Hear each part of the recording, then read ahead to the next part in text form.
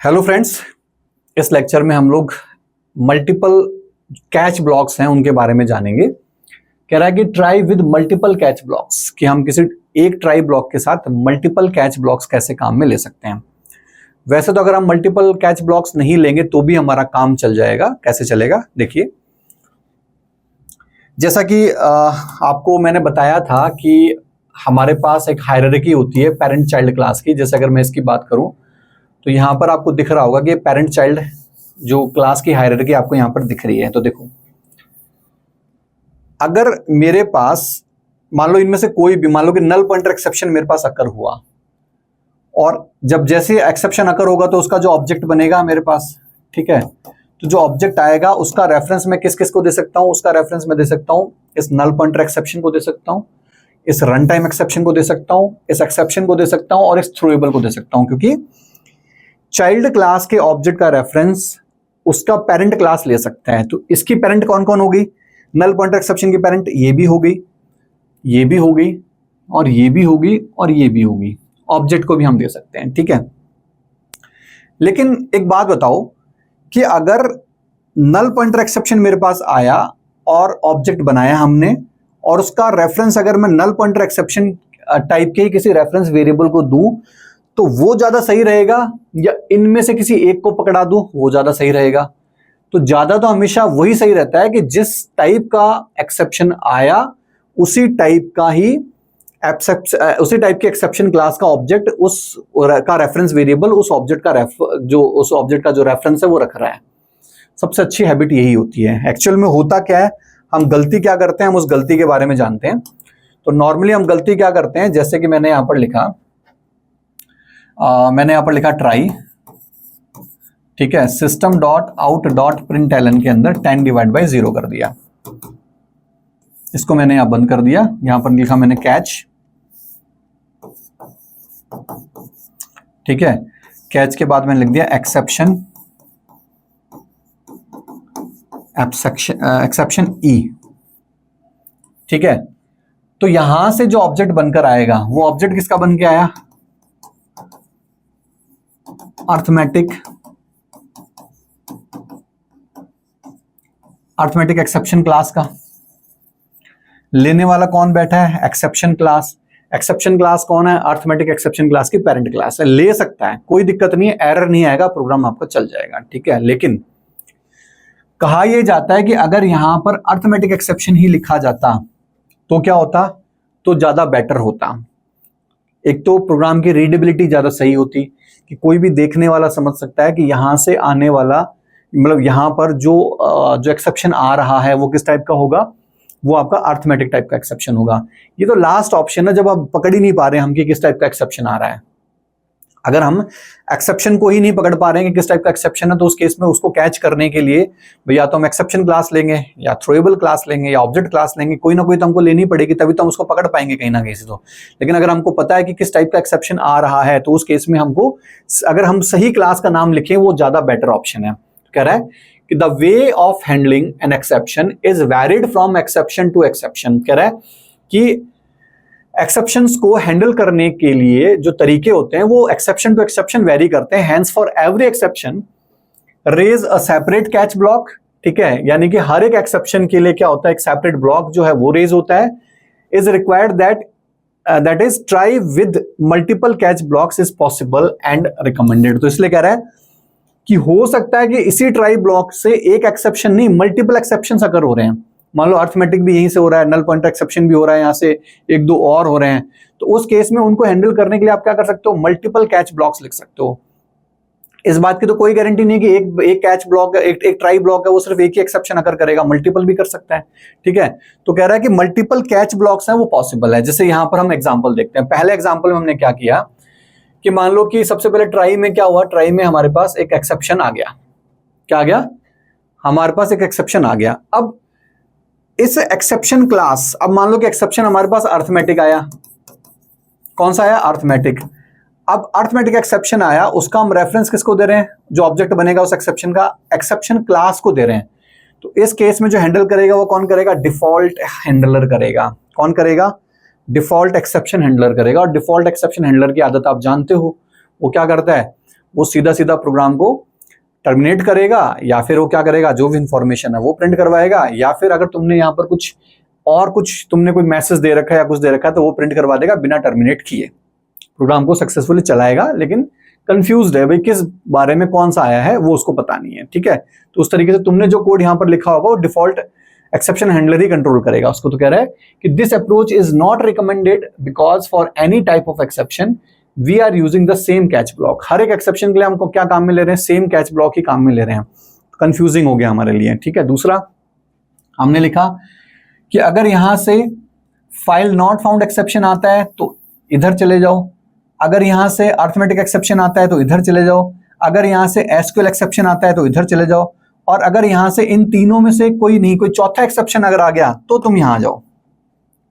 ठीक है, अगर इन तीनों में से कोई चौथा एक्सेप्शन अगर आ गया, मान लो ये नहीं आया, ये नहीं आया, ये नहीं आया, कोई चौथा अलग ही आ गया, तो उस केस में तुम इसको काम में लो। अदरवाइज जिस टाइप का है तुमको वही एक्सेप्शन लिखो, वो सही माना जाता है। तो ये कह रहा है कि this approach is highly recommended because for any exception raise we are defining a separate catch block. हर एक के लिए हमने सेपरेट कैच ब्लॉक लिखा हुआ है, और सेपरेट कैच ब्लॉक लिखा है इसका मतलब सेपरेट ऑपरेशंस परफॉर्म होंगे। ठीक है, सिंगल के केस में चलो ठीक है चल जाएगा कि आपको पता है कि सिर्फ यहाँ सिंगल ही आ रहा है, सिंगल के केस में चला देगा ये, लेकिन मल्टीपल के केस में थोड़ा है कि आप सेम ऑपरेशन परफॉर्म करवाओगे कि आपने सिर्फ एक कैच ब्लॉक लिखा काम हो गया। एक कैच ब्लॉक अगर आपने लिखा उसमें एक्सेप्शन लिखा वो काम चला देगा, मैं ये नहीं कह रहा कि काम नहीं चलाएगा, लेकिन आप चाहते हो कि जब अरिथमेटिक एक्सेप्शन आए तो ये वाला ऑपरेशन परफॉर्म करवाए, जब फाइल नॉट फाउंड एक्सेप्शन आए तो कुछ ऐसा टास्क परफॉर्म करवा दे, अगर एसक्यूएल वाला आए तो ये वाला करवा दे। ठीक है, तो ये तीन अलग अलग टास्क परफॉर्म करवाने के लिए कैपेबल है, लेकिन ये तो हर बार हर केस में अगर अरिथमेटिक आया तो यही काम कर दो, अगर फाइल नॉट फाउंड एक्सेप्शन आया तो भी यही काम कर दो, एसक्यूएल एक्सेप्शन आया तो भी यही काम कर दो, कोई चौथा एक्सेप्शन आया तो भी यही काम कर दो। सारे एक सेम ही टास्क परफॉर्म कैसे करवा सकते हैं? क्या हर एक एक्सेप्शन का सेम ही सोल्यूशन है? हर एक एक्सेप्शन का सेम सोल्यूशन नहीं है भाई। तो उस केस में अलग अलग करके आपको सोल्यूशन लिखें तो ज्यादा बेटर ऑप्शन है। सोल्यूशन ये भी निकाल कर देगा, लेकिन ये कब निकाल कर देगा? जब आपके पास एक सिंगल ट्राई ब्लॉक होगा और उसके अंदर, इसमें सिंगल तो होगा ही ट्राई ब्लॉक, उसमें एक सिंगल ही एक्सेप्शन आने के अगर आपको चांसेस लगते हैं तो ये काम कर जाएगा। मल्टीपल एक्सेप्शंस के केस में काम नहीं करेगा। ठीक है, कह रहा है कि if we try with multiple catch blocks present, मतलब अगर हमारे किसी प्रोग्राम के अंदर ट्राई के साथ मल्टीपल कैच ब्लॉक्स अगर प्रेजेंट हैं, then order of catch block is very important. It should be from child to parent. इसी एग्जांपल में देखते हैं। देखो, आपको ये तो पता ही है कि ये पेरेंट है और ये चाइल्ड है। एसक्यूएल भी इसी की चाइल्ड है, अरिथमेटिक एक्सेप्शन भी इसी का चाइल्ड है, फाइल नॉट फाउंड भी इसी का चाइल्ड है, क्योंकि एक्सेप्शन पेरेंट है इन सभी की। तो कह रहा है कि तुमको अगर लिखना है ना तो कैसे लिखोगे?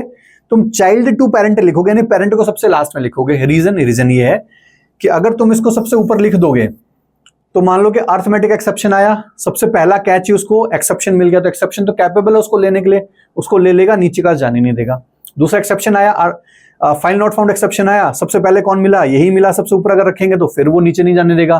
फिर आपके पास एसक्यूएल एक्सेप्शन आया, फिर यही कैच कर लेगा, फिर नीचे नहीं जाने देगा। इसका मतलब अगर आपने टॉप पर ही पेरेंट लिख दिया तो टॉप वाला कैच ब्लॉक ही सबको कैच करता रहेगा। ठीक है, और नीचे वाले जो तुमने अलग अलग लिख रखे हैं उनमें तो जान ही नहीं देगा कंट्रोल को। ठीक है, तो इसलिए कहता है कि अगर तुमको लिखना है एक्सेप्शन तो चाइल्ड टू पेरेंट लिखो, सबसे पहले सारे चाइल्ड लिख दो, फिर नीचे नीचे क्या लिखो? पेरेंट लिखो। तो ये कह रहा है कि if we try with multiple catch blocks present, then order of catch blocks is very important. It should be from child to parent. By mistake, if we are taking from parent to child, then we will get compile time error saying exception dash मतलब triple x has already been caught, कि exception है वो पहले ही पकड़ा जा चुका है। जैसे इधर वाले एग्जाम्पल में देखो कौन सा आया है हमारे पास? अरिथमेटिक एक्सेप्शन आया। अब अरिथमेटिक एक्सेप्शन तो हमने यहाँ लिखा भी हुआ है, लेकिन क्या होगा कि यहां से जैसे कैच होगा, जैसे थ्रो होगा, थ्रो होते सबसे पहले भाई यही कैच कर लेगा, उसको नीचे तो जाने ही नहीं देगा। ठीक है, तो ये तो कहीं काम ही नहीं आ रहा है हमारे पास। तो क्या दिखाएगा यहाँ पर कि java.lang.arithmetic exception has already been caught catch arithmetic exception। कह रहा है कि भाई इसके लिए कहेगा कि वो पहले ही पकड़ा जा चुका है, इसी ने पकड़ लिया, तू यहाँ क्यों बैठा है? तेरा तो कोई काम ही नहीं है, सब तो यही पकड़ रहा है सारा का सारा। वहां पर भी यही हो रहा है कि हमने क्या किया, कैच अर्थमेटिक ऊपर लिख दिया, कैच हमने नीचे लिख दिया, तो इसका मतलब ये वाला पैटर्न बिल्कुल सही है, प्रोग्राम आपका सक्सेसफुली चल जाएगा। क्यों? क्योंकि अब जैसे अर्थमेटिक का एक्सेप्शन आएगा पहले ये पकड़ लेगा, लेकिन अगर फाइल नॉट फाउंड एक्सेप्शन आया उसको फिर कहां ट्रांसफर कर दिया जाएगा, यहां पर ट्रांसफर कर दिया जाएगा इसके पास। समझ में आ रहा है? ठीक है, तो आई होप कि ये आपको समझ में आया होगा कि ट्राई कैच ब्लॉक जो है वो किस तरीके से मल्टीपल जो कैच ब्लॉक्स हैं किसी एक ट्राई का, वो किस तरीके से हैंडल करते हैं, उनको लिखने का तरीका क्या है। ठीक है, ये आपने समझ लिया कि चाइल्ड टू पेरेंट हमको लिखना है। एक्सेप्शन क्लास के बारे में हमने देखा कि एक्सेप्शन क्लास जो है वो कैपेबल तो है सारे एक्सेप्शंस के ऑब्जेक्ट्स का रेफरेंस लेने के लिए, लेकिन वो सही अप्रोच नहीं है, उससे रीडेबिलिटी खराब होती है। ठीक है, फिर क्या होगा कि प्रोग्राम के अंदर अगर मल्टीपल एक्सेप्शंस आ रहे हैं तो वो एक एक्सेप्शन क्लास है जो कैच में हमने लिखा है वो ले तो लेगा, लेकिन सबके लिए सेम टास्क परफॉर्म करवाएगा, सबके लिए सेम ही सोल्यूशन प्रोवाइड कराएगा। अब हमको अगर अलग अलग सॉल्यूशंस प्रोवाइड करवाने तो उसके लिए क्या करना पड़ेगा, जैसा एक्सेप्शन उसी के एक्सेप्शन क्लास का हमको एक कैच अलग से बना लेंगे तो ज्यादा सही अप्रोच होती है। क्लियर है? Thank you. प्रीवियस लेक्चर में हम लोगों ने ट्राई के साथ मल्टीपल कैच ब्लॉक्स के बारे में जाना था, उससे पहले हमने ट्राई कैच के बारे में जाना था। अब ट्राई कैच के साथ एक और हमारे पास एक ब्लॉक होता है, इंपॉर्टेंट ब्लॉक, जिसको हम साथ में लेते हैं, और वो है हमारे पास फाइनली ब्लॉक। ठीक है, तो इस लेक्चर में हम फाइनली ब्लॉक के बारे में जानेंगे कि फाइनली ब्लॉक का क्या यूज होता है। ठीक, जैसे मान लो कि आपने क्या किया कि एक कोड लिखा ट्राई के अंदर। ठीक है, ट्राई के अंदर कोड लिखने के बाद क्या हुआ कि आपने यहां पर कुछ कोड लिखा, फिर आपने क्या लिख दिया, यहाँ पर कैच लिख दिया, और कैच के अंदर आपने क्या कर दिया, उसको यहाँ पर हैंडल भी कर लिया। लेकिन अगर आप चाहते हो कि कोई भी एक्सेप्शन अगर हो या ना हो, ध्यान से सुनना, नीचे हम एक फाइनली ब्लॉक भी बना रहे हैं।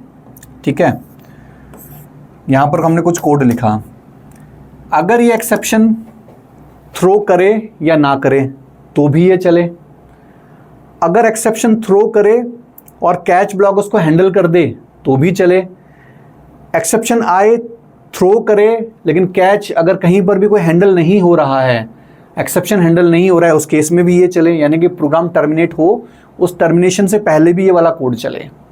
ठीक है, तो उस केस में हम फाइनली ब्लॉक को लेते हैं। फाइनली ब्लॉक का मतलब कि वो ब्लॉक जो कि एनी हाउ चलेगा, चाहे एक्सेप्शन आए तो भी चलेगा, एक्सेप्शन नहीं आए तो भी चलेगा, एक्सेप्शन आया हैंडल भी हुआ तो भी चलेगा, एक्सेप्शन आया हैंडल नहीं हुआ तो प्रोग्राम टर्मिनेट होगा, लेकिन टर्मिनेशन से पहले चलेगा। जैसे मैंने आपको बताया था कि एसक्यूएल कनेक्शन आपने ओपन किया, तो आपने क्या किया कि कनेक्शन तो यहां पर ओपन कर लिया। ठीक है, आप यहां पर ओपन कर लो या यहां ओपन कर लो, फिर जब आपने यहां पर जो कोड लिखा था, जिस कोड की वजह से एक्सेप्शन आया, ठीक है, अब उस एक्सेप्शन को हैंडल करने के लिए मान लो अगर ये बैठा है, अगर इसने हैंडल कर लिया तो बहुत अच्छी बात है, ये हैंडल करेगा। हैंडल करके यहां पर हम कौन सा लिखेंगे, हम यहां पर कोड लिखेंगे कनेक्शन क्लोज करने वाला। कुछ देर 2 3 4 5 वीडियोस पहले मैंने बताया था कि कनेक्शन ओपन रह जाता है, ये मैंने चेक्ड एक्सेप्शंस में बताया था। ठीक है, तो क्या हो गया कि यहां पर हमारे पास कनेक्शन क्लोज हम करेंगे, एनी हाउ एक्सेप्शन आया हैंडल नहीं हुआ, प्रोग्राम टर्मिनेट होगा ही होगा। तो प्रोग्राम टर्मिनेट होगा उससे पहले फाइनली कहा जाएगा भाई तेरे पास कुछ है, क्लीन अप कोड है। क्लीन अप कोड का मतलब आपको कनेक्शन बंद करने के या कुछ और कोड है जो कि आपको चलाना है, तो कहेगा हाँ भी कनेक्शन बंद करना है। कनेक्शन बंद करके फिर प्रोग्राम को टर्मिनेट कर देगा। टर्मिनेट फिर भी अब नॉर्मली होगा, लेकिन उससे पहले ये काम करेगा। तो फाइनली के अंदर हम वो कोड लिखते हैं जो एनी हाउ किसी भी कंडीशन में, यहाँ एक्सेप्शन आए नहीं आए, हैंडल हो चाहे नहीं हो, हर केस में वो चलेगा ही चलेगा, टर्मिनेशन से पहले चलेगा। ठीक है, तो ये क्या है हमारे पास फाइनली ब्लॉक है। तो कह रहा है कि it is never recommended to take clean up code inside try block. कह रहा है कि यहां पर मत लिखो आप कनेक्शन क्लोज वाला, क्योंकि अगर आपका एक्सेप्शन यहां आ गया तो यहीं से सीधा लौट कर इधर पहुंच जाएगा, कैच में पहुंच जाएगा, और अगर कैच में हैंडल नहीं हो रहा तो सीधा बाहर आ जाएगा। इस कोड पे तो कभी पहुंचेगा नहीं। जब ट्राई ब्लॉक बढ़ाया था आपको, जो मैंने बताया था कि एक्सेप्शन के नीचे वाले तो कभी चलते ही नहीं है। ठीक है, तो कह रहा है कि जो क्लीन अप कोड है, मतलब वही जो लास्ट में हमको बटोरना है, सामान बटोरने वाला, कि जो कुछ रह गया खुला उसको बंद कर दो। ठीक है, तो clean up code inside try block because there is no guarantee for the execution of every statement inside a try. कह रहा है कि कोई गारंटी नहीं है कि ट्राई के अंदर लिखा जाने वाला हर एक स्टेटमेंट चलेगा। किसी भी स्टेटमेंट में अगर मान लो एक्सेप्शन आ गया तो उसके नीचे वाले एक्सेप्शन तो धरे के धरे रह जाएंगे, वो तो चलेंगे ही नहीं। ठीक है, तो कह रहा है कि वहां मत लगाओ। It is never recommended to place cleaned up code inside catch block because it is, if there is no exception then catch block wouldn't be execute. अब वो कह रहा है कि अगर तुमने यहाँ लिख दिया कनेक्शन क्लोज वाला तो क्या गारंटी है कि यहाँ पर एक्सेप्शन आए ही आए, अगर एक्सेप्शन नहीं आए तो ये नहीं चलेगा, नहीं चलेगा तो कनेक्शन भी बंद नहीं होगा, ठीक है। तो कह रहा है कि कैच ब्लॉक में भी मत रखो भाई तुम उसको। कह रहा है कि we require some place to maintain clean up code which should be executed always, जो हमेशा चले irrespective of whether exception raised or not raised and whether handled or not handled, हो एक्सेप्शन आए चाहे ना आए, हैंडल हो अगर आता है तो हैंडल हो चाहे ना हो, ठीक है। Such type of place is nothing but finally block, इस तरह के प्लेस को हम क्या बोलते हैं, इस तरह के प्लेस को हम लोग फाइनली ब्लॉक बोलते हैं। Hence the main objective of finally block is to maintain clean up code, जो मेन ऑब्जेक्टिव है किसका, फाइनली ब्लॉक का, वो क्या है, क्लीन अप कोड को मेंटेन करना, वो इंपॉर्टेंट कोड जो कि एनी हाउ चलना ही चलना चाहिए, वो हम इसके अंदर डालते हैं, ठीक है। तो ये हमारे पास क्या है कि फाइनली ब्लॉक है। अब जैसे यहाँ पर एग्जांपल दिया हुआ है, रिस्की कोड हम यहाँ लिखेंगे, हैंडलिंग कोड हम यहाँ लिखेंगे, क्लीन अप कोड हम यहाँ लिखेंगे। तो क्लीनर कोड से समझ में आ गया आपको कि एनी हाउ आपको चलाना है, वो कोड यहाँ पर चलेगा ही चलेगा, ठीक है। नेक्स्ट है the speciality of finally block is it will be executed always irrespective of whether the exception raised or not raised or whether handled or not handled, हमेशा चलना ही चलना है। जैसे इस वाले केस में ट्राई ब्लॉक हमारा चला, ट्राई ब्लॉक चला तो इस टाइम पर यहाँ पर आपको दिख रहा है कि ट्राई ब्लॉक सिंपल सा है, प्रिंट एलन में ट्राई ब्लॉक हम चला रहे हैं। तो क्या कोई एक्सेप्शन अकर हुआ, नहीं हुआ, तो क्या कैच में जाएगा, नहीं जाएगा, तो क्या करेगा, इसको चला देगा, इसको चला देगा, दो ही चलाया, try block executed, finally block executed, ये नहीं चलेगा, ठीक है। इस वाले केस में इसको चला देगा, इसको चलाने के बाद जैसे वो इस स्टेटमेंट में पहुंचा तो एक्सेप्शन हैंडल हुआ, अकर हुआ, एक्सेप्शन अकर हुआ तो सीधा जंप करके यहाँ पर आया, ठीक है। यहाँ आने के बाद उसने क्या किया, यहाँ पर आने के बाद उसने क्या प्रिंट कराया, कैच ब्लॉक एग्जीक्यूटेड, क्योंकि ट्राई ब्लॉक एग्जीक्यूटेड तो ये इसने प्रिंट करवाया था, उसके बाद एक्सेप्शन आया, सीधा यहाँ पर आया, और फिर इसको तो चलाएगा चलाएगा, चाहे हैंडल हो चाहे ना हो, एक्सेप्शन अकर हो या ना हो, ये तो चलेगा चलेगा। तो इस बार तीनों चल गया, ये चल गया क्योंकि एक्सेप्शन से पहले लिखा हुआ था, अगर ये नीचे लिखा होता तो ये नहीं चलता, ठीक है। एक्सेप्शन अकरेंस के ऊपर लिखा हुआ है तो चल गया, फिर इसका यहाँ से यहाँ आया तो एक्सेप्शन को उसने कैच कर लिया, कैच किया तो उसको भी चलाएगा, हैंडल कर रहा है क्योंकि अर्थमेटिक एक्सेप्शन आया और यहाँ बैठा भी अर्थमेटिक एक्सेप्शन ही है तो उसको हैंडल कर लेगा, ठीक है। नेक्स्ट यहाँ पर इस केस में क्या हो रहा है कि मेन मेथड के अंदर हमने ट्राई के अंदर क्या लिखा, ट्राई ब्लॉक, अब यहाँ पर अर्थमेटिक एक्सेप्शन आ गया, कौन सा आ गया, अर्थमेटिक एक्सेप्शन, और लेने के लिए कौन बैठा, नल पॉइंटर एक्सेप्शन। क्या ये हैंडल होगा, नहीं होगा हैंडल, अगर हैंडल नहीं होगा तो इसको चलाएगा क्योंकि एक्सेप्शन से पहले चला। अब टर्मिनेट होना चाहिए लेकिन टर्मिनेशन से पहले क्या करेगा, वो इसको चलाएगा, फाइनली ब्लॉक एग्जीक्यूटेड, तो सबसे पहले ट्राई ब्लॉक एग्जीक्यूटेड आया, फाइनली ब्लॉक एग्जीक्यूटेड आया, अब वो टर्मिनेशन के लिए हमको पूरा एरर दे देगा, exception in thread main Java dot lang dot arithmetic exception, यही सारा।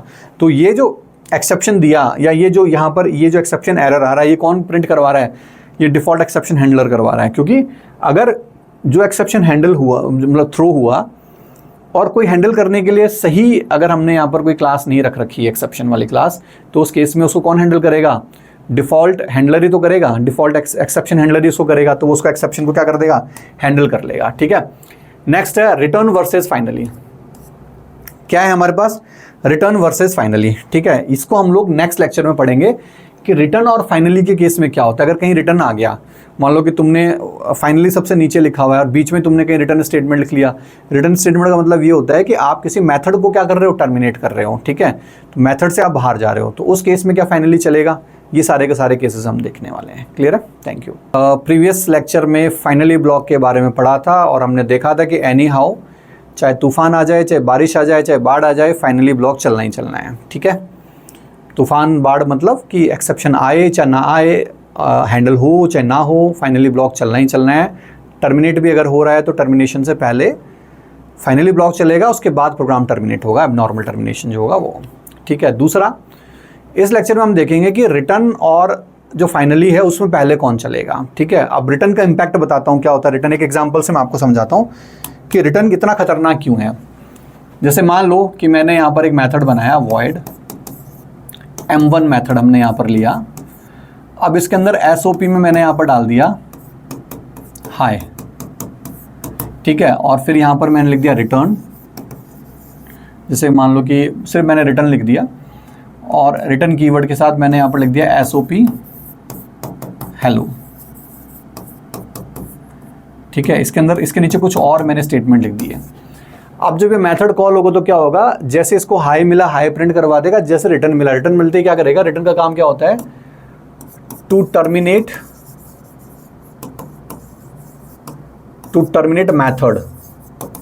मैथड को टर्मिनेट कर देता है। कौन से मैथड को, ठीक है, जिस मेथड के अंदर उसको डिक्लेयर किया गया, यानी M1 मेथड को यहीं से कंट्रोल को बाहर ले आएगा, इन स्टेटमेंट्स को चलने ही नहीं देगा। रिटर्न का मतलब क्या है, रिटर्न का मतलब ये है कि अगर आपको किसी मेथड को टर्मिनेट करना है, मेथड आपका चल रहा है, नॉर्मली रिकर्जन फंक्शन में हम लोग रिटर्न को काम में लेते हैं, ठीक है, वहाँ से हम उस जो रिकर्जन फंक्शन है उसको हम क्या करते हैं, टर्मिनेट करते हैं। ठीक, तो अगर आपको किसी मेथड को टर्मिनेट करना है, मेथड से बाहर निकलना है, तो उस केस में आपको रिटर्न लगाना पड़ेगा, और जहाँ पर रिटर्न स्टेटमेंट मिल जाता है उसके नीचे के स्टेटमेंट्स को नहीं चलाया जाता है उस पर्टिकुलर मेथड में। मेथड के बाहर तो चला लेगा, लेकिन उस पर्टिकुलर मेथड के अंदर क्या करेगा कि जो बाकी बच गए उनको नहीं चलाता है। तो यहाँ पर यही कहना चाह रहा है, क्या कहना चाह रहा है यहाँ पर, वो ये कहना चाह रहा है कि अगर कहीं पर रिटर्न फाइनली ब्लॉक से ऊपर कहीं लिखा हुआ है तो उस केस में क्या होगा, उस केस में क्या फाइनली चलेगा। हम तो चाहते हैं कि हर केस हर हाल में फाइनली चले, क्योंकि अगर फाइनली हर हाल में चलेगा तभी तो क्लीन अप कोड चल पाएगा, अदरवाइज क्लीन अप कोड तो नहीं चलेगा। ठीक है, तो यहाँ पर यही कहा जा रहा है कि रिटर्न और फाइनली के बीच में कौन है जो कि पहले एग्जीक्यूट होगा। सीधा सीधा सा सिंपल सा पहला कह रहा है, even though return present in try और कैच, कह रहा है कि रिटर्न चाहे ट्राई में हो चाहे कैच में हो, उसका मतलब फाइनली से तो ऊपर ही कहीं लिखा हुआ है, क्योंकि ट्राई और कैच तो फाइनली से ऊपर ही है। तो कह रहा है कि even though return present in try और catch block first finally will be executed, सबसे पहले तो क्या होगा, फाइनली एग्जीक्यूट हो जाएगा, and after that only return statement will be considered that is finally block dominates return statement.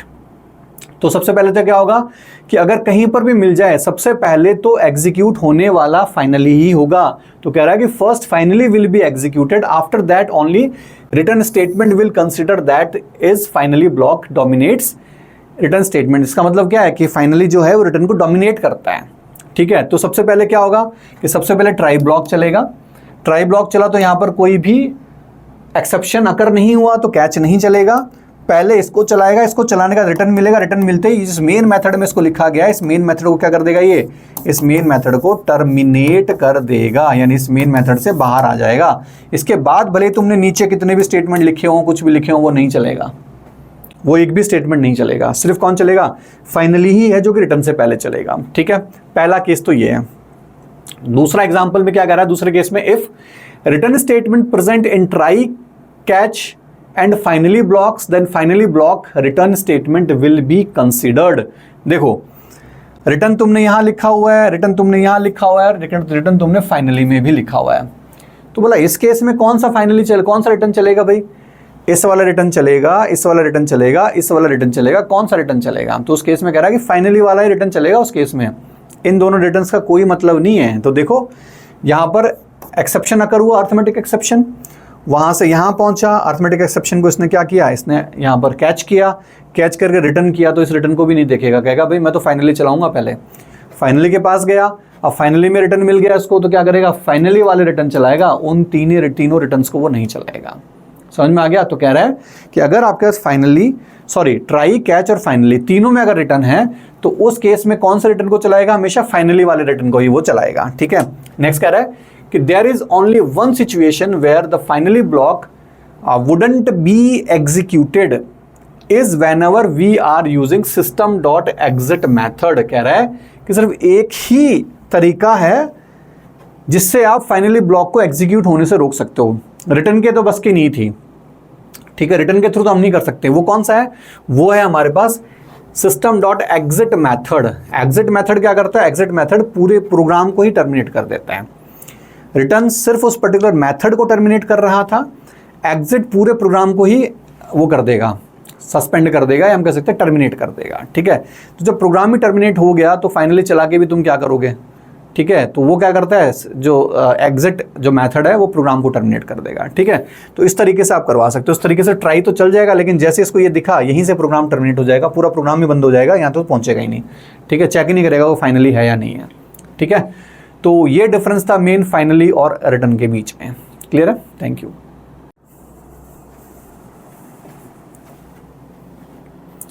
Hello friends, इस lecture में हम देखेंगे कि फाइनली और फाइनलाइज, इनके बीच में क्या डिफरेंस है?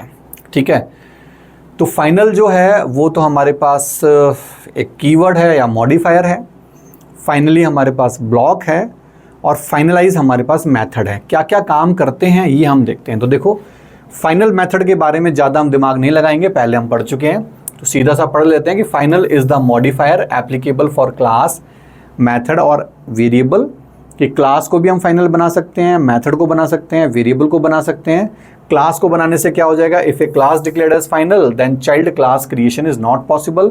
अगर आपने किसी क्लास को फाइनल बना दिया तो वो पेरेंट नहीं बन सकता या उसको कोई चाइल्ड हम नहीं बना सकते। दूसरा, if method declaration if a method declared as final then overriding of that method is not possible. यानी कि अगर हमने किसी मेथड को फाइनल बना दिया तो उसका चाइल्ड क्लास सेम नाम से कोई दूसरा मेथड वो नहीं बना सकता है। नेक्स्ट है, if a variable declared as the final then reassignment is not possible. अगर आपने एक बार किसी वेरिएबल को तो आपने फाइनल बना दिया, तो डिक्लेरेशन के टाइम पर अगर आपने उसको कोई वैल्यू दे दी, या एक बार अगर आपने उसको वैल्यू दे दी, तो दोबारा से उसको कोई और वैल्यू नहीं दी जा सकती है। एक बार ही उसको लाइफ में एक बार ही वैल्यू मिलेगी। ठीक है, ये सब पढ़ा हुआ है। फाइनली हम पढ़कर आए हैं कि it is the block always associated with try catch to maintain clean up code which should be executed always irrespective of whether exception raised or not raised and whether handled or not handled। अभी just previous lecture में हमने पढ़ा था कि हमेशा चलेगा, try catch block के साथ इसको लिखा जाता है। एक्सेप्शन हैंडल हुआ तो मतलब एक्सेप्शन अकर हुआ तो भी चलेगा, अकर नहीं हुआ तो भी चलेगा। एक्सेप्शन अगर अकर हुआ है और वो हैंडल हुआ तो भी चलेगा, हैंडल नहीं हुआ तो भी चलेगा, एनी हाउ चलेगा ही चलेगा। ठीक है, नेक्स्ट हम बात कर रहे हैं फाइनलाइज का। फाइनलाइज क्या एक मेथड है, फाइनलाइज मेथड है। गार्बेज कलेक्टर या गार्बेज कलेक्शन एक फीचर होता है हमारे पास जावा के अंदर, बहुत प्यारा फीचर होता है, जिसमें क्या होता है कि आपने मान लो कोई ऑब्जेक्ट बनाया। अब क्या हुआ कि एक्चुअल में इसको समझने के लिए हम चलते हैं, एक बड़ा ही प्यारा कॉन्सेप्ट है तो आपको मैं बताना चाहूँगा। ठीक है, क्या हुआ कि सबसे पहले मैंने क्लास बनाई टेस्ट के नाम से। ठीक है, पूरा लिखते हैं क्लास टेस्ट। क्लास टेस्ट हमने बनाया, इसके अंदर हमने एक मेथड बना लिया। हमने यहाँ पर मेथड बनाया void, ठीक है, void m1। ज़्यादा दिमाग नहीं लगाता मैं, m1 ही ठीक है। फिर मैंने यहाँ पर बनाया test t is equals to new test. ये हमारा एक ऑब्जेक्ट बन गया। ऐसे ही मैंने नीचे फिर इसको m2 को कॉल करवा लिया इसी से। ठीक है, फिर मैंने एक और मेथड बनाया नीचे m2। ठीक है, m2 के अंदर भी हमने क्या किया, test t is equals to new test. इसके अंदर भी हमने सेम क्लास का एक ऑब्जेक्ट बना लिया है। ठीक है, और फिर सबसे पहले सबसे नीचे मैंने यहाँ पर लिख दिया void public static void main method मैंने यहाँ पर लिख दिया। ठीक है, और इसके अंदर मैंने लिख दिया test t is equals to new test. तो ये जो कॉन्सेप्ट है, इस कॉन्सेप्ट में हमने 3 मेथड बनाए हैं। तो अभी अभी आज ही हमने सीखा है, आज ही मतलब इसी लेक्चर में, इसी सीरीज़ में हमने सीखा है कि किस तरीके से रन टाइम पर जो आपका जो स्टैक मैकेनिज्म होता है वो कैसे स्टैक मैकेनिज्म होता है। तो जब ये प्रोग्राम बनेगा तो सबसे पहले एक स्टैक बनेगा। ठीक है, और उस स्टैक के अंदर क्या बनेगा, सबसे पहले मेन मेथड जो है, उस मेन मेथड के लिए क्या बन जाएगा, मेन मेथड के लिए स्टैक, उसके लिए वो बन जाएगा, एक फ्रेम बन जाएगा। तो मैं यहाँ लिख लेता हूँ कि मेन मेथड का फ्रेम है। मान लो कि ये वाला जो फ्रेम है वो कौन सा है, मेन मेथड का फ्रेम है। अब मेन मेथड क्या कर रहा है, मेन मेथड यहाँ पर एक ऑब्जेक्ट क्रिएट कर रहा है। तो ये हमारे पास एक ऑब्जेक्ट बना। ऑब्जेक्ट जितने भी बनते हैं वो सब हीप एरिया के अंदर बनते हैं, ध्यान रखना। और हीप एरिया एक ऐसा क्षेत्र होता है, एक ऐसा एरिया होता है रैम का, जिसमें एक बार अगर कोई मेमोरी बन गई तो उसे हमें या तो खुद हटाना पड़ेगा या फिर गार्बेज कलेक्टर को बोलना पड़ेगा। मतलब गार्बेज कलेक्टर अपने आप आता है जावा में तो, और वो उसको हटाता है। अपने आप से मेमोरी यहाँ से नहीं हटती है। ठीक है, तो सी में तो हम क्या करते, C++ में तो क्या होता था कि डिस्ट्रक्टर को हम कॉल करते थे, डिस्ट्रक्टर आके उसको खाली करता था। तो हीप एरिया के अंदर ऐसे सी में जब हम लोग पढ़ते थे तो वहाँ पर फ्री फंक्शन हुआ करता था, कैलॉग मैलॉग जो मेमोरी बनाती थी उसके लिए। ठीक है, तो हीप के अंदर बनने वाली मेमोरी अपने आप क्लियर नहीं होती, बस इतना सा आप समझ लो एक बार। तो इसके अंदर सबसे पहले क्या हुआ कि एक ऑब्जेक्ट बना। ऑब्जेक्ट का रेफरेंस मान लो कि A1 B1 C1 है, वो किसको मिला, T को मिला। तो T कहाँ बनेगा, T तो भाई मेन मेथड के अंदर है, तो T तो यहाँ बना। और T को क्या मिल गया, A1 B1 C1। इसका मतलब T का जो कनेक्शन है वो किससे जुड़ गया, इससे जुड़ गया। चलो ठीक है, जुड़ गया। अब हम यहाँ क्या कर रहे हैं, मैंने यहाँ पर लिखा टी डॉट M1 मेथड। अब टी ने M1 को कॉल किया, M1 कॉल हुआ, M1 खुद एक ऑब्जेक्ट बनवा रहा है, तो M1 ने भी एक ऑब्जेक्ट बनाया, ये ऑब्जेक्ट भी सेम हीप एरिया में ही बनेगा। इसका रेफरेंस है A2 B2 C2। अब जैसे ही M2 को कॉल किया, इसके अंदर जो रेफरेंस बनेगा वो M2 का भी बन जाएगा। किसका बन जाएगा? M2 का भी रेफरेंस बन गया। अब M2 का रेफरेंस बन गया तो इसका रेफरेंस, इसके अंदर भी एक T नाम का वेरिएबल बनेगा, तो T बना, और इस T में क्या चला गया? A2 B2 C2। देखो अलग अलग फ्रेम है तो अलग, ये T और ये T दोनों अलग अलग है, मेमोरी इनको अलग अलग मिली है, सेम मत समझ लेना इनको, ठीक है। अब इंटरनली M2 को कॉल कर दिया M1 ने, तो यहाँ पर कॉल कौन हो गया? यहाँ पर कॉल हो गया हमारे पास M2। जो अब जो फ्रेम बनेगा वो किसके लिए बनेगा? अब फ्रेम बना हमारे पास, ये M1 के लिए बना था और ये M2 के लिए बनेगा, ठीक है। इसके अंदर भी सेम एक ऑब्जेक्ट बन रहा है, ठीक है, उसका रेफरेंस भी हमने T लिखा है, अलग अलग लिख सकते थे इसको, T1 कर सकते थे, T2 T3 हमने सेम लिख दिया, उससे भी कोई फर्क नहीं पड़ता क्योंकि मेमोरी तो अलग अलग मिल रही है उनको, ठीक है। तो क्या हुआ कि एक और ऑब्जेक्ट बना दिया, मान लो कि ये ऑब्जेक्ट बन गया तीसरा, इसका रेफरेंस है A3 B3 और C3, ठीक है। और ये रेफरेंस किसको मिला? इसके वाले M2 वाले T2 को मिला, M2 मेथड वाले को, A3 B3 C3 सारा बन चुके हैं। जितने मेथड कॉल होने थे सारे के सारे मेथड कॉल हो गए हैं। अब बात है इन सबको मेमोरी डीएलोकेट होने की, वहाँ से हटेंगे ना अब सब। अब क्या यहाँ पर कोई और काम बचा है M2 के पास करने के लिए? उसने बना दिया ऑब्जेक्ट बनाकर, नीचे अगर मान लो कुछ लिखना था तो मान लो वो भी चल गया। अब कुछ भी नहीं है यहाँ चलने के लिए कुछ भी नहीं है, तो क्या होगा कि इसको मेमोरी से हटा दिया जाएगा। अब ये मेमोरी से हटा, इसका मतलब क्या हुआ कि T भी हटा, और अगर T हटा तो T का कनेक्शन इससे टूट गया, A3 B3 C3 वाले से टूट गया। अब जैसे रेफरेंस वेरिएबल का कनेक्शन अपने ऑब्जेक्ट से टूटा, इसका मतलब वो ऑब्जेक्ट हीप एरिया के अंदर पड़ा है, एक लाश की तरह पड़ा हुआ है, ठीक है। सेम अब ये लौट कर इसके पास जाएगा, M1 के पास, क्योंकि M2 को तो M1 ने कॉल किया था, M1 के पास भी कुछ भी नहीं काम करने के लिए, तो ये भी गया। अब इसका कनेक्शन इस वाले T जिसके पास A2 B2 C2 था, कौन था? ये वाला, इसका कनेक्शन भी जो इसके साथ था वो भी टूट गया, ठीक है। फिर नीचे है, इसका कनेक्शन भी इसके साथ टूट गया। तो अब क्या करता है फाइनलाइज मेथड? क्या करता है कि फाइनलाइज मेथड ऐसे ऑब्जेक्ट्स को ढूंढता है जिनका कनेक्शन उनके रेफरेंस वेरिएबल्स से टूट चुका है। किनसे टूट चुका है? उनके रेफरेंस वेरिएबल्स से टूट चुका है। तो क्या हुआ कि इस ऑब्जेक्ट का इसके साथ था तो कनेक्शन टूट गया, इसका इसके साथ कनेक्शन था टूट गया, इसका इसके साथ कनेक्शन था टूट गया। अब ये किसी काम के नहीं है, हीप एरिया के अंदर पड़े हुए हैं, यूजलेस हमारे लिए, ठीक है। अपने आप ये हटते नहीं है, क्योंकि हीप एरिया की आदत है कि वो अपने आप नहीं हटाता है किसी भी डेटा को, ठीक है, किसी भी उसको, मतलब हीप एरिया अपने आप नहीं, हीप मैनेजर अपने आप डिलीट नहीं करता है चीज़ों को। तो क्या करेगा भाई साहब, फाइनलाइज मेथड आएगा घूमता घूमता, और वो ये चेक करेगा, ऐसे सीटी मारता हुआ आएगा और कहेगा कि देखो, ऐसे नज़र मारेगा तिरछी सी और देखेगा कि कौन कौन सा है जिसका कनेक्शन टूट गया, और फट अपनी झोली में ले जाएगा उसको उठा के। मतलब कि वो क्या करेगा, हीप एरिया से उसको खाली कर देगा, ठीक है। फाइनलाइज का ये मतलब होता है कि फालतू के पड़े हुए ऑब्जेक्ट्स को हीप मेमोरी से फ्लश करना। तो मेन डिफरेंस आपको समझ में आ गया होगा तीनों के बीच में। ये आप पढ़ चुके हो, ये आप पढ़ चुके हो, ये दोनों पढ़ चुके हो, ये आपने नहीं पढ़ा था तो ये भी मैंने आपको बता दिया। तो फिर पढ़ लो, लाइन क्या कह रही है कि it is a method which should be called by garbage collector. Garbage collectors को कॉल करता है always just before destroying an object to perform clean up activity. कि क्या करता है कि क्लीन अप एक्टिविटी के लिए ऑब्जेक्ट्स को डिस्ट्रॉय करता है। कहां से? हीप एरिया से। क्यों करना पड़ा? क्योंकि हीप एरिया अपने आप नहीं करता है, जबकि जो हमारे पास ये जो वेरिएबल्स थे, वेरिएबल ही तो हैं सारे के सारे, रेफरेंस वेरिएबल हम इसको बोलते हैं। तो रेफरेंस वेरिएबल क्या थे? लोकली तो थे। M1 के अंदर T बना, M2 के अंदर T बना, मेन के अंदर T बना, तो उसके लोकल वेरिएबल कहलाएंगे। और लोकल वेरिएबल को जिंदा और मरना किसके ऊपर डिपेंड करता है? मेथड के ऊपर। अब जैसे M2 बना तो T बना, M2 खत्म हुआ तो T भी खत्म हो गया, M1 बना तो इसका T बना, जब ये खत्म हुआ तो ये T भी चला गया। तो ये जो रेफरेंस वेरिएबल्स हैं वो तो मेथड्स के साथ जिंदा होते हैं, मेथड के साथ मर जाते हैं, लेकिन ये जिंदा रह जाते हैं। इनको जैसे ये ऑब्जेक्ट है, इस ऑब्जेक्ट को हम इस टी के थ्रू तो हैंडल करते हैं, टी डॉट करके हम काम में लेते हैं, इसको भी हम टी डॉट करके काम में लेते हैं, इसको भी हम टी डॉट काम करके लेते हैं। अब टी हमारे पास बचा नहीं तो इसके अंदर घुसेंगे कैसे, इनको हम काम में कैसे लेंगे? और जब कनेक्शन टूट गया तो वैसे भी हमारे किसी काम के नहीं है ये, तो इनको वहां पर पड़े रहने से अच्छा क्या है कि खाली कर दिया जाए, क्योंकि पड़े रहेंगे तो आपके पास कितनी मेमोरी, एक दिन वो भर जानी है, सारी की सारी मेमोरी भर जाएगी, ठीक है। तो आई होप कि फाइनलाइज जो है वो आपको समझ में आ गया है। क्लियर है? Thank you. इस लेक्चर में हम लोग फ्लो देखेंगे कि कंट्रोल फ्लो क्या रहता है ट्राई, कैच और फाइनली का, किस तरीके से कहां फ्लो होता है। अगर कोई भी एक्सेप्शन अगर हो जाता है तो उस केस में क्या होता है, ये सब हम यहाँ पर देखने वाले हैं। तो चलिए यहाँ देखिए एग्जाम्पल आपको सामने यहाँ पर दिख रहा है।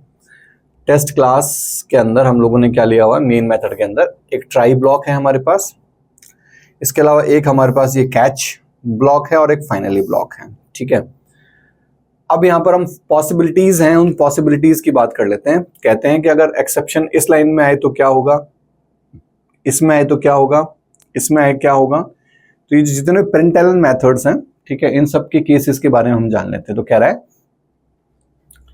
कि if there is no exception, अगर मान लो कि इस प्रोग्राम में कोई भी एक्सेप्शन नहीं होगा तो प्रोग्राम किस तरीके से चलेगा, कौन कौन से स्टेटमेंट्स चलेंगे। तो ट्राई वाले तीनों चलने हैं, अगर एक्सेप्शन नहीं होगा तो कैच में जाएगा नहीं, तो इसलिए कैच वाला चलेगा नहीं, फाइनली वाला चलेगा और फाइनली के बाहर वाला चलेगा। तो कौन कौन सा स्टेटमेंट चलेगा, स्टेटमेंट 1 2 3 5 एंड 6, 4 नहीं चलेगा। तो 1 2 3 5 और 6 जो है वो और नॉर्मली टर्मिनेशन हो जाएगा। हमेशा ध्यान रखना कि जब भी कोई एक्सेप्शन थ्रो हुआ और अगर वो हैंडल नहीं हुआ तो ही एबनॉर्मली टर्मिनेट होगा, अदरवाइज एबनॉर्मली टर्मिनेट नहीं होगा। सेकंड केस क्या है कि if an exception raised at statement 2, statement 2 का मतलब ये, अगर मान लो यहां पर कोई एक्सेप्शन आ जाता है तो उस केस में क्या होगा, तो उस केस में ये तो चलेगा ही चलेगा क्योंकि एक्सेप्शन तो यहां आया है। अगर एक्सेप्शन आएगा तो कंट्रोल सीधा कूद के इधर जाएगा, तो ये नहीं चलेगा। तो स्टेटमेंट 1 चला, ठीक है। स्टेटमेंट 2 जो था, स्टेटमेंट 2 में हमारे पास क्या एक्सेप्शन आया तो 2 चला नहीं, ठीक है। फिर यहां पर आया किसके अंदर, कैच एक्सेप्शन के अंदर, तो कैच एक्सेप्शन के अंदर स्टेटमेंट 4 चला, फाइनली चलना ही चलना है, फाइनली के बाहर वाला चलना ही चलना है क्योंकि हमने हैंडल किया है। तो कौन सा चलेगा, स्टेटमेंट 1 4 5 और 6, ठीक है। अगर हम केस 3 की बात करें, केस 3 क्या कर रहा है कि if an exception raised at statement 2 and corresponding catch block is not matched, बोला यही मिलेगा, लेकिन अगर मैच नहीं करें तो क्या होगा। तो देखो ये चलना ही चलना है, ठीक है। यहां पर आया, आके सीधा क्या करेगा कि देखेगा कि क्या कोई मैच कर रहा है, मैच नहीं करेगा तो मैच नहीं करता, उस केस में क्या होगा, उस केस में प्रोग्राम टर्मिनेट होगा। लेकिन टर्मिनेशन से पहले फाइनली तो चलाएगा ही ना, क्योंकि फाइनल क्या है कि हैंडल हो चाहे ना हो, फाइनल तो चलना ही चलना है। तो फाइनल वाला कौन सा है, 5, 1 और 5 चल जाएगा। अब ये नहीं चलेगा क्योंकि इसके बाद तो प्रोग्राम टर्मिनेट ही कर जाएगा। तो क्या कह रहा है कि 1 एंड 5 हो जाएगा और एबनॉर्मल टर्मिनेशन हो जाएगा। नेक्स्ट केस में क्या कहता है कि if an exception raised at statement 4, कह रहा है कि यहीं पर एक्सेप्शन मिल जाए आपको, कहां पर, कैच वाले में एक्सेप्शन मिल जाए। कैच वाले में एक्सेप्शन मिलने का मतलब क्या है भाई, कैच वाले में कब जाएगा, वो तब जाएगा जब इनमें से कोई ना कोई स्टेटमेंट में एक्सेप्शन हमारे पास हैंडल होगा, ठीक है। तो ये कह रहा है it always abnormal termination but before the finally block will be executed. अब हम यहां पर आंसर इसलिए नहीं बता पा रहे हैं क्योंकि हमें नहीं पता कि वो कैच ब्लॉक पे पहुंचा तो इस स्टेटमेंट की वजह से पहुंचा, इसकी वजह से पहुंचा या इसकी वजह से पहुंचा, ठीक है। अगर दे दिया होता कि स्टेटमेंट 3 की वजह से वो वहां पहुंचा तो हम कहते हैं स्टेटमेंट 1 चलता, 2 चलता, फिर 4 पे आता। अब वो क्या कह रहा है कि अगर 4 में भी, ये कह रहा है कि अगर 4 में भी एक्सेप्शन आ गया तो भाई यहां पर एक्सेप्शन आ गया, इसको तो कोई हैंडल करने वाला है नहीं क्योंकि हमने इस कैच ब्लॉक के अंदर तो हमने कोई हमने ट्राई कैच और कोई दूसरा लिखा नहीं इसके अंदर। तो इसका मतलब प्रोग्राम तो टर्मिनेट होगा, एबनॉर्मली टर्मिनेट होगा, लेकिन उससे पहले इसको तो चला कर जाएगा, फाइनली को चला कर जाएगा, ठीक है। नेक्स्ट है if an exception raised at statement 5, statement 5 कौन है ये, अगर यहां पर एक्सेप्शन आ जाता है। अब यहां पर एक्सेप्शन आने का मतलब क्या है कि क्या वो हैंडल होगा, नहीं। क्या हैंडल करने के लिए कोड लिखा है मैंने, फाइनली वाले को नहीं लिखा है, तो उस केस में क्या होगा, उस केस में आपका प्रोग्राम है वो एबनॉर्मली टर्मिनेट हो जाएगा। तो statement 6 is always abandon abnormal termination, ठीक है। तो स्टेटमेंट 5 और स्टेटमेंट 6 एक्सेप्शन इनमें से किसी में भी अगर आ जाता है तो उस केस में प्रोग्राम क्या होगा, एबनॉर्मली टर्मिनेट हो जाएगा, ठीक है। तो ये क्या था, ये हमारे पास कंट्रोल फ्लो था ट्राई, कैच और फाइनली का, ठीक है।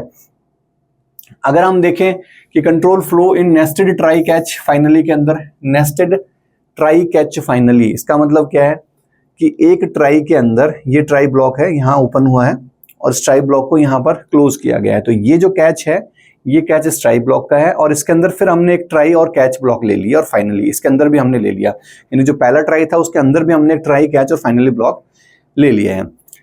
ये फाइनली ब्लॉक बाहर वाले का है, ठीक है। अब हम यहां पर पढ़ते हैं। सबसे पहला क्या कह रहा है कि if there is no exception, अगर कहीं कोई भी एक्सेप्शन नहीं है तो कौन कौन चलेगा, अगर एक्सेप्शन नहीं है तो ये चल जाएगा, ये चल जाएगा, ये चल जाएगा, ठीक है, ये चला। अब ट्राई में जाएगा तो ट्राई में जाएगा तो ये चल जाएगा, ये चल जाएगा, ये चल जाएगा, ठीक है। अगर एक्सेप्शन नहीं है तो ना तो ये कैच चलेगा, ठीक है, फाइनली चलेगा, ठीक है, फाइनली चलेगा, और फाइनली भी किसका चलेगा, फाइनली तो खैर चलना ही चलना है, और फिर इसका भी एक्सेप्शन है तो इसका एक्सेप्शन भी नहीं चलेगा, इसका चलेगा। तो कौन सा चल रहा है, 1 2 3 4 5 6, 6 के बाद 8 9 और फिर चलेगा 11 12, ठीक है। तो क्या चल रहा है, 1 2 3 4 5 6 8 9 और 11 12, और नॉर्मल टर्मिनेशन हो जाएगा। नॉर्मल टर्मिनेशन क्यों होगा, क्योंकि कोई एक्सेप्शन अगर हुआ ही नहीं है। नेक्स्ट वाले में क्या कह रहा है, if an exception raised at statement 2, अगर कोई एक्सेप्शन स्टेटमेंट 2 में रेज हुआ and corresponding catch block matched, और अगर कॉरेस्पॉन्डिंग ब्लॉक अगर मैच हो गया, स्टेटमेंट 2 की बात कर रहे हैं, कहां मैच हुआ, स्टेटमेंट 2 में, चलो ठीक है, स्टेटमेंट 2 में मैच हो गया हमारे पास, ठीक है। इसका मतलब क्या हुआ, इसका मतलब स्टेटमेंट 1 तो चलेगा चलेगा, 2 में हुआ। अब इस ट्राई का कैच कौन सा है, ये वाला कैच तो है नहीं, तो इस वाले का कैच है, तो यहां से सीधा जंप करेगा और किस कैच के पास पहुंचेगा, इस वाले कैच के पास पहुंचेगा। तो स्टेटमेंट नंबर 1 चलेगा, स्टेटमेंट नंबर 10 चलेगा, ठीक है, 10 के बाद फाइनली चलेगा, और फाइनली के बाद ये चलेगा। तो 10 11 12 और 1 चलेगा, 1 10 11 और 12। तो कौन सा हो गया, 1 10 11 12, और नॉर्मल टर्मिनेशन हो जाएगा, क्योंकि जो एक्सेप्शन है उसको हमने यहाँ पर हैंडल किया है, कैच किया हुआ है यहाँ पे, ठीक है। नेक्स्ट हम देखते हैं यहाँ पर, if an exception raised at statement 2, अगर स्टेटमेंट 2 में अगर एक्सेप्शन आता है and corresponding catch block is not matched, ठीक है, अगर स्टेटमेंट 2 में आया और इस बार अगर मैच नहीं हुआ, यानी मिला यहीं पर, अब यहां मिला तो यहां मिलने का मतलब यहां से सीधा जंप कर, यहां से सीधा जंप कहां करेगा, ट्राई वाले ब्लॉक के बाहर जंप करेगा, यहां पर इधर इधर जाएगा बाहर। अब वो मैच तो हुआ नहीं, जो भी एक्सेप्शन आया है वो हैंडल नहीं हुआ, मैच नहीं हुआ, तो उस केस में क्या होगा, उस केस में पहले फाइनली को चलाएगा और उसके बाद एबनॉर्मल टर्मिनेट कर देगा, यानी कि 1 और कौन सा चलेगा, 11 चलेगा, और जो प्रोग्राम है वो एबनॉर्मली टर्मिनेट हो जाएगा। तो 1 और 11 चल रहा है और प्रोग्राम जो है वो एबनॉर्मल टर्मिनेशन हो जाएगा उसका। केस 4 क्या कहता है, if an exception raised at statement 5 and corresponding inner catch has matched, कह रहा है कि अगर 5 नंबर के स्टेटमेंट में मिलता है, अब स्टेटमेंट नंबर 5 कौन है भाई, इधर देखो, स्टेटमेंट नंबर वाला 5 ये है, ठीक है। स्टेटमेंट नंबर 5 अगर ये है तो इससे पहले ये भी चला होगा, ये भी चला होगा, ये भी चला होगा और ये भी चला होगा, यानी कि 1 2 3 4 तो चला ही है, ठीक है, यानी 1 चला, 2 चला, 3 चला और 4 चला, ये चल गया। 5 पे हमारे पास एक्सेप्शन आ गया, अब एक्सेप्शन आ गया तो इसका कॉरेस्पॉन्डिंग जो भी है वो कौन है, कैच, ये वाला इसका कॉरेस्पॉन्डिंग कैच है, अंदर वाला तो यही है, ठीक है। ये चला तो कौन चला, 1 2 3 4 के बाद कौन चला, 7 चला। 7 चलने के बाद क्या होगा, हमारा जो एक्सेप्शन है वो क्या हुआ, कैच हुआ है, कैच हुआ है, इसका मतलब आगे की सिस्टम भी चलेगा, तो फाइनली चलेगा। फाइनली में कौन बैठा हुआ है, 8, उसके बाहर कौन है, 9, ये कैच चलेगा नहीं, और इस वाले का फाइनली चलेगा कौन है, 11, और 11 का कौन चलेगा, 12। तो 1 2 3 4 7 8 9 11 12, 1 2 3 4 7 8 9 और 11 12 जो है, और फिर उसका क्या हो जाएगा, नॉर्मल टर्मिनेशन हो जाएगा, ठीक है। नेक्स्ट करा है, if an exception raised at statement 5 and inner catch is not matched but outer catch block has matched, अगर आउटर कैच ब्लॉक वो मैच कर रहा है और इनर अगर मैच नहीं किया है, तो देखो क्या हो रहा है कि सेम स्टेटमेंट नंबर 5 है, ये वाला, यहां पर एक्सेप्शन अकर हुआ, ठीक है, तो कौन चलेगा, 1 2 3 और 4 चला। 5 पे हुआ, 5 यहां पर देखेगा तो कोई एक्सेप्शन अकर हुआ नहीं है, मतलब अकर का मतलब मैच नहीं हुआ, हैंडल नहीं हुआ। अगर हैंडल नहीं हुआ है तो फिर क्या करेगा, ये इनर वाला जो ट्राई है वो इस कैच को कहाँ भेजेगा, कैच ब्लॉक को वो यहाँ भेजेगा, कहाँ भेजेगा, वो यहाँ पर भेजेगा, लेकिन उससे पहले इनर का जो फाइनली है और फाइनली है वो चलेगा, ये वाला नहीं चलेगा, फाइनली चलेगा। तो इसका कौन हो गया, हमारे पास 8 हो गया। अब इधर गया, क्या ये वाला कैच कर रहे हैं, इसने क्या कहा कि जो आउटर ब्लॉक है वो मैच हो गया, अगर ठीक है, वो क्या हो गया, अगर हमारे पास मैच हो गया तो वो हमारे पास मैच हुआ, मैच होने का मतलब 10 चलेगा, ठीक है, 10 के बाद 11 चलेगा, और चूंकि मैच हो गया तो 12 भी चलेगा, क्योंकि प्रोग्राम जो होगा वो नॉर्मली टर्मिनेट होगा, एबनॉर्मल टर्मिनेशन नहीं होगा, ठीक है। तो नॉर्मल टर्मिनेशन हो जाएगा, 1 2 3 4 8 10 और 11 12 ये यहाँ पर स्टेटमेंट चल जाएंगे, ठीक है। नेक्स्ट क्या कह रहा है, नेक्स्ट में कह रहा है कि if an exception raised at statement 5 and both inner and outer catch blocks are matched, तो क्या होगा अगर दोनों ही मैच हो जाते हैं। तो देखो इधर हम चलते हैं और हमारे पास पहला वाला मैच किया, अंदर वाला मैच किया, 5 नंबर स्टेटमेंट है तो 1 चलेगा, 2 चलेगा, 3 चलेगा और 4 चलेगा। 4 चलने के बाद क्या हुआ कि यहाँ पर एक्सेप्शन आया। एक्सेप्शन आने का तो उसने क्या किया कि अंदर वाला मैच कर गया, तो स्टेटमेंट 7 है वो चल गया। स्टेटमेंट 7 चला। स्टेटमेंट 7 चलने के बाद कौन चला, वहां पर हम गए तो कौन चला, ये 8 भी चल गया, 8 के बाद 9 भी चल गया।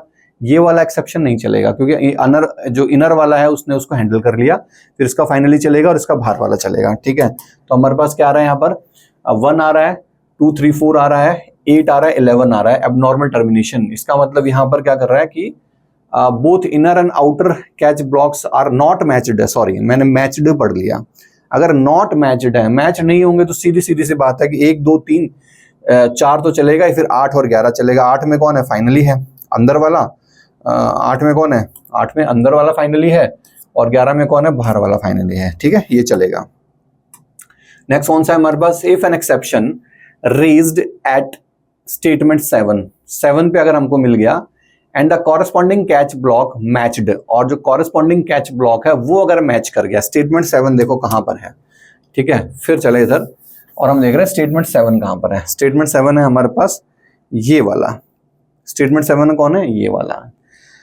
अगर ये वाला स्टेटमेंट 7 है, इसका मतलब कहीं ना कहीं एक्सेप्शन आया है, तो ये चलेगा, ये चलेगा, ये चलेगा। अब इनमें कहां पर एक्सेप्शन आया ये हमें नहीं पता। इस वाले पे अगर आया है तो ये नहीं चलेगा, ये भी नहीं चलेगा, ये भी नहीं चलेगा। अगर इस वाले पे आया है तो ये चल जाएगा, ये और ये नहीं चलेंगे। अगर लास्ट वाले पे आए तो ये दोनों चल जाएंगे। ठीक है, तो कहीं ना कहीं इनमें से आया ही है। तो 4 5 6 में से क्या आया है हम कंफर्म्ड नहीं है। ठीक है, तभी यहां पर आया, तभी तो इसमें घुसा। अब इसमें आने के बाद फिर उसने क्या किया, स्टेटमेंट 7 प्रिंट करवाया। 7 के बाद वो फाइनली में आया, फाइनली से वो बाहर आया। बाहर आने के बाद इसके कैच में नहीं जाकर इसके फाइनली में जाएगा और इसके बाहर वाले को चला जाएगा, क्योंकि कैच हुआ है। कैच होने का मतलब एबनॉर्मल टर्मिनेशन तो होगा नहीं। ठीक है, नॉर्मल टर्मिनेशन होगा। तो 1 2 3 का डॉट डॉट डॉट कर दिया। 8 इनर वाला फाइनली है। ठीक है, 10 जो है, 10 यहाँ पर क्या है, 10 हमारे पास ये वाला कैच है, बाहर वाला कैच। 1 मिनट वापस चलते हैं स्टेटमेंट के ऊपर, इसी स्टेटमेंट पे है ना अपन। ठीक है, कॉरेस्पॉन्डिंग कैच ब्लॉक मैच्ड 7 पे आया। ठीक है, तो देखो 7 में हमारे पास आया। 7 हमारे पास कौन सा है, 7 यहाँ पर है। ठीक है, तो 7 में भी अगर आया तो ध्यान से सुनना, अगर 7 में भी एक्सेप्शन आया तो ये ट्राई, जो इनर वाला ट्राई है उसका एक्सेप्शन है, तो उसमें ये एक्सेप्शन भी चलेगा, क्योंकि इसको हैंडल तो यही करेगा ना। तो ये भी एक्सेप्शन हैंडल करेगा, तो 10 भी आएगा, 11 भी आएगा और 12 भी आएगा। ठीक है, क्योंकि यहां जो एक्सेप्शन आया उसके लिए तो ये अंदर घुस गया। अब इस कैच ने भी एक्सेप्शन थ्रो कर दिया। अब ये कैच, इस वाला एक्सेप्शन को कौन हैंडल करेगा, ये वाला आउटर वाला कैच ही तो करेगा। ठीक है, तो नेक्स्ट हम देखते हैं, if an exception raised at statement 7 and the corresponding catch block not matched, अगर अब मैच नहीं करेगा तो उस केस में क्या होगा, 1 2 3 4 तो 1 2 3 तो चलेगा ही चलेगा। फिर 4 5 6 क्या है वो उस पर डिपेंड करता है। 8 जो है वो कौन है, 8 है हमारे पास फाइनली ब्लॉक इनर वाला। ठीक है, 8 फाइनली ब्लॉक इनर वाला और 11 है फाइनली ब्लॉक बाहर वाला। कैच हमारे पास कुछ हुआ नहीं, यानी कि जो एक्सेप्शन जो भी आया वो हैंडल हुआ नहीं किसी भी कैच ब्लॉक से, तो जो टर्मिनेशन होगा वो कौन सा होगा, एबनॉर्मल टर्मिनेशन हो जाएगा। ठीक है, तो एबनॉर्मल, ये वाला एबनॉर्मल टर्मिनेशन हो जाएगा। नेक्स्ट कह रहा है, if an exception raised at statement 8, अगर 8 नंबर स्टेटमेंट पे अगर कोई एक्सेप्शन आया है and the corresponding catch block has matched, जो भी कॉरेस्पॉन्डिंग जो है कैच ब्लॉक है वो अगर यहाँ पर हैंडल हुआ है, तो उस केस में क्या होगा, तो देखो 8 नंबर कौन है, 8 नंबर यहाँ पर ये रहा। अगर बोला कि यहाँ पर आने का एक्सेप्शन आया, तो इससे पहले क्या चला क्या नहीं चला हमें नहीं पता। ये 3 हमारे चले हैं, ये हमारे पास चल गए, चलने का अब इसमें आया एक्सेप्शन हुआ नहीं हुआ इसकी हम कोई गारंटी नहीं लेते हैं, तो पिछला हम नहीं बता सकते। लेकिन अगर हम फाइनली के बाद की बात करें, तो अगर यहीं पर हमारे पास आया है, तो फाइनली का मतलब यहाँ आया। अब आया तो ये इनर वाले में एक्सेप्शन हुआ है, इनर वाले के फाइनली में हुआ है, तो इनर वाले के फाइनली में हुआ है, इनर वाला ट्राई है, ये वाला इनर वाला ट्राई, तो इसमें ये बाहर वाले ट्राई के अंदर ही तो है। तो अब जो इस एक्सेप्शन को जो हैंडल करेगा वो कौन करेगा, ये हैंडल करेगा, ये वाला कैच हैंडल करेगा। तो यहां से सीधा जंप करके कहां आएगा, यहां पर आएगा। अब वो कह क्या रहा है, 9 नंबर में मैच हुआ है क्या, हाँ ठीक है मैच हो गया। तो मैच होने का मतलब वो क्या करेगा, मैच होने का मतलब ये है कि वो बाहर वाले कैच ब्लॉक में जाएगा, इस वाले में 10 प्रिंट करवाएगा उसके बाद फाइनल में 11 जाएगा, फिर ये 12 भी जाएगा और प्रोग्राम जो है वो नॉर्मली टर्मिनेट कर जाएगा। तो 10, 11, 12 जाएगा, प्रोग्राम नॉर्मली टर्मिनेट हो जाएगा। नेक्स्ट है, if an exception raised at statement 8, अगर स्टेटमेंट 8 पर एक्सेप्शन रेज होता है and the corresponding catch block not matched, तो उस केस में क्या होगा कि जो आउटर वाला जो है हम कह रहे हैं कि जो कैच ब्लॉक है वो कैच ब्लॉक चलेगा नहीं, तो वो क्या करेगा कि यहां से सीधा कहाँ जाएगा, इस फाइनली से सीधा इस फाइनली को चलाएगा, और फाइनली को चलाने के बाद चूंकि ये हैंडल नहीं हुआ कैच, जो कैच ब्लॉक है वो कोई भी मैच नहीं हुआ, तो उस केस में इसको नहीं चलने देगा, एबनॉर्मल बिहेवियर हो जाएगा उस केस में। ठीक है, तो उस केस में एबनॉर्मली टर्मिनेट हो जाएगा हमारा प्रोग्राम, और चलेगा कैसे 1 2 3 और उसका लास्ट में 11 चलेगा क्योंकि 11 बाहर वाला फाइनली ब्लॉक है। ठीक है, नेक्स्ट हमारे पास केस 11 क्या कहता है, if an exception raise at statement 9 and corresponding catch block matched. Statement 9 की बात कर रहा है यहाँ पर। स्टेटमेंट 9 का मतलब क्या है कि चल रहा है वो 1 2 3, यहाँ क्या हुआ, पीछे एक्सेप्शन हुआ तो कैच हुआ, ये सब है। ठीक है, लेकिन वो कह रहा है कि अगर यहाँ तक पहुंचा है वो, अगर इस वाले स्टेटमेंट के अगर वो पहुंचा है, इसका मतलब क्या है, इसका मतलब कि इनर वाला जो ट्राई ब्लॉक है उसके अंदर कहीं ना कहीं पर भी कोई भी दिक्कत नहीं आई होगी, तभी वो यहाँ तक पहुंचा है। अब यहाँ तक पहुंचा है, अब यहाँ पर एक्सेप्शन आ गया, अब ये इनर मतलब ये इस वाले ट्राई का ब्लॉक है, इस वाले ट्राई का हिस्सा है, इस वाले ट्राई का हिस्सा है, तो मतलब इसको कौन पकड़ेगा, कैच, ये वाला कैच पकड़ेगा। तो 9 के बाद 10 भी जाएगा, 10 के बाद 11 जाएगा, और 11 के बाद क्या जाएगा, 12 जाएगा। ठीक है, तो यहाँ पर कहाँ जाएगा, 8 के बाद 10 11 12 जाएगा, और प्रोग्राम जो है वो आपका नॉर्मली टर्मिनेट हो जाएगा। ठीक है, केस 12 में अगर एक्सेप्शन वही सेम लाइन नंबर 9 में आ रहा है और कॉरस्पॉन्डिंग कैच ब्लॉक अगर मैच नहीं हो रहा है, तो उस केस में क्या होगा, 10 नंबर था बाहर वाला जो हमारे पास जो कैच ब्लॉक है वो नहीं चलेगा, 11 नंबर जो फाइनली चल जाएगा, 12 नंबर हमारा नहीं चलेगा, और प्रोग्राम जो है वो एबनॉर्मली टर्मिनेट हो जाएगा। ठीक है, नेक्स्ट है हमारे पास, if an exception raised at statement 10, अगर स्टेटमेंट 10 पे आ जाता है, is always abnormal termination but before that finally block 10 will be raised। अगर कह रहा है कि 10 में हमारे पास आ जाता है, 10 का मतलब कौन है, आउटर जो कैच ब्लॉक है वो है, अगर इसमें आ जाता है तो क्या करेगा, टर्मिनेट हो जाएगा, क्योंकि यहाँ पर कोई हैंडल करने वाला नहीं है। ठीक है, लेकिन उससे पहले इस फाइनली को चला देगा।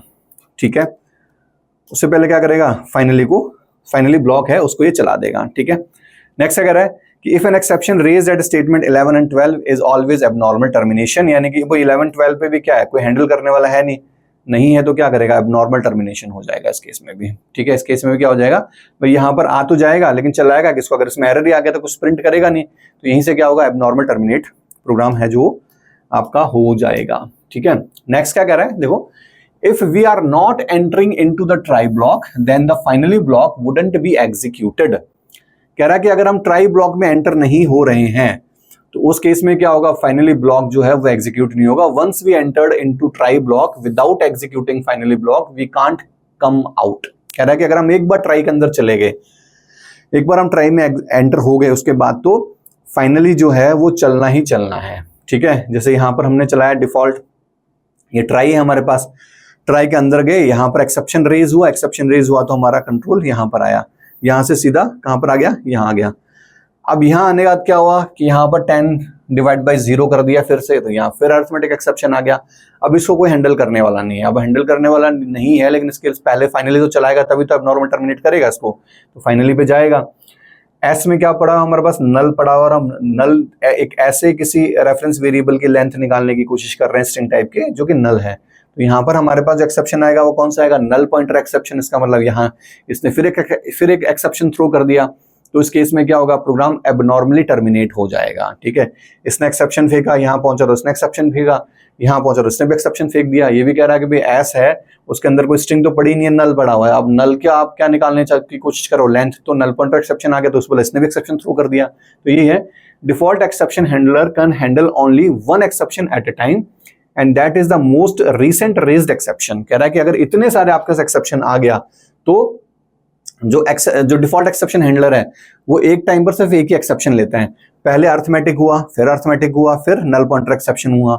अब जो लेटेस्ट हुआ, सबसे लास्ट में कौन सा हुआ, नल पॉइंटर एक्सेप्शन। तो उस केस में लेटेस्ट के बारे में जानकारी दे देगा, किसका, नल पॉइंटर एक्सेप्शन के बारे में आपको जानकारी वो देगा। तो ये कह रहा है कि default exception handler can handle only one exception at a time and that is the most recently raised exception. जो सबसे रिसेंटली रेज हुआ है जो एक्सेप्शन, उसके बारे में वो बात करेगा।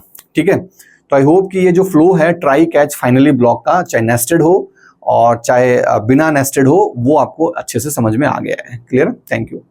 इस लेक्चर में हम लोग ट्राई, कैच और फाइनली के जितने भी ऑप्शंस हो सकते हैं यूज करने के, ठीक है, उनको डिक्लेयर करने के जितने भी तरीके हो सकते हैं, पॉसिबल वेज हो सकते हैं, वो सब हम यहाँ पर डिस्कस करेंगे। ठीक है, तो थोड़ा सा हम जान लेते हैं। जैसे कि हम सिर्फ ट्राई ब्लॉक है वो नहीं लिख सकते, ट्राई के साथ हमको एनी हाउ कैच ब्लॉक लिखना पड़ेगा।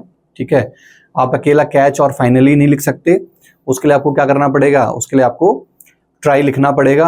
आप ट्राई और फाइनली ब्लॉक का कॉम्बिनेशन लिख सकते हो, अगर कैच नहीं लिखा तो भी चलेगा, लेकिन ट्राई और फाइनली आप लिख सकते हैं। ठीक है, तो इस तरह के जितने भी पॉसिबल कॉम्बिनेशंस हैं वो सारे के सारे कॉम्बिनेशंस हम यहाँ पर देखने वाले हैं। तो देखो यहाँ पर सबसे पहले ट्राई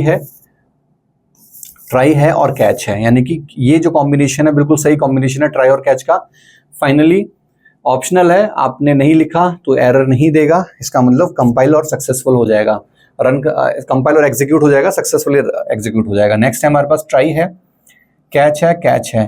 अब एक ट्राई के मल्टीपल कैचेस हमने पढ़े थे, हो सकते हैं, तो इसका मतलब जो प्रोग्राम है ये सक्सेसफुली कंपाइल भी होगा और रन भी होगा।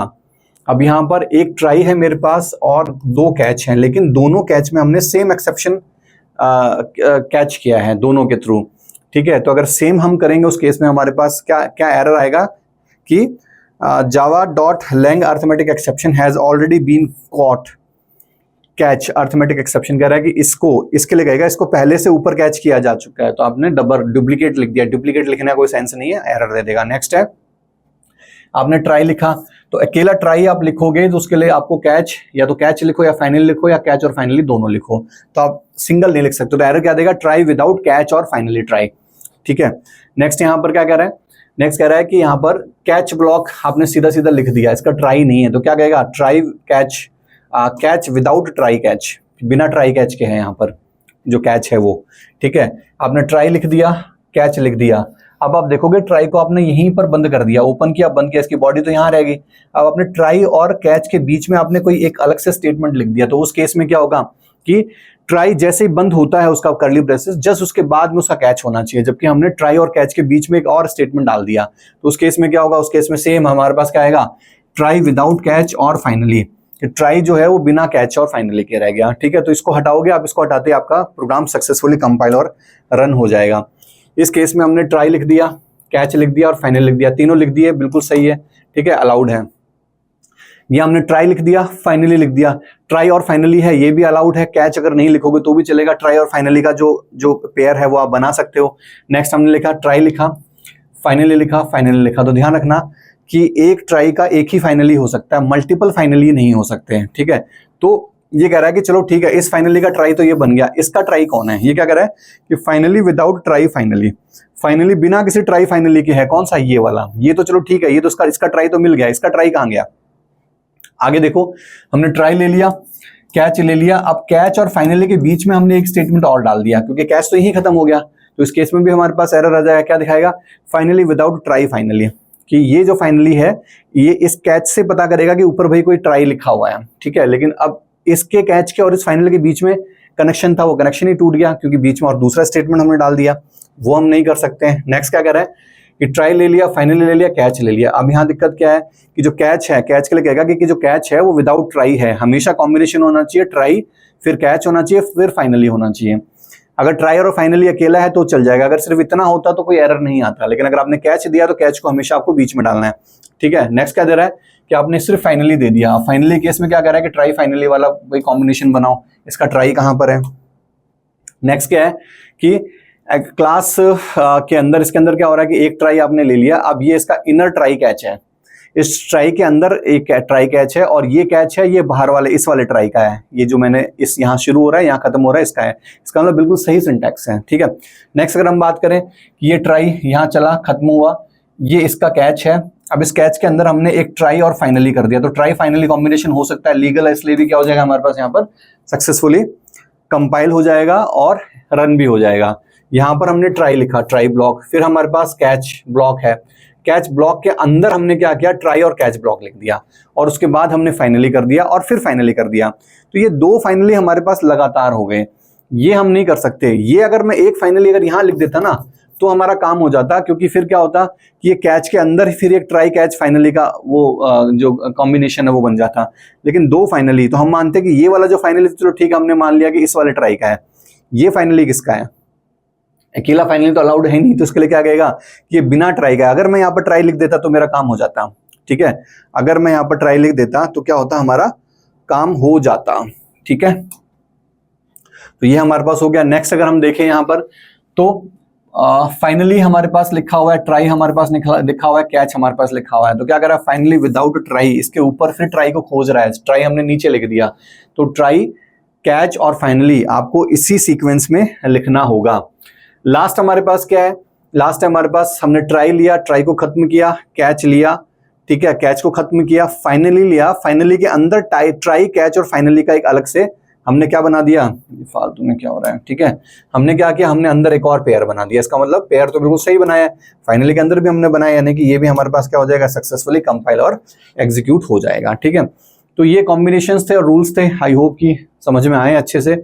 समझना क्या है, मतलब थोड़ी सी अगर कॉन्सेप्ट क्लियर हो जाएंगे, देख लोगे तो आगे कहीं पर भी इस तरह का कोई भी अगर डाउट आ जाता है, क्वेश्चन आ जाता है, तो आप इजीली सॉल्व कर पाते हो, ठीक है। Thank you.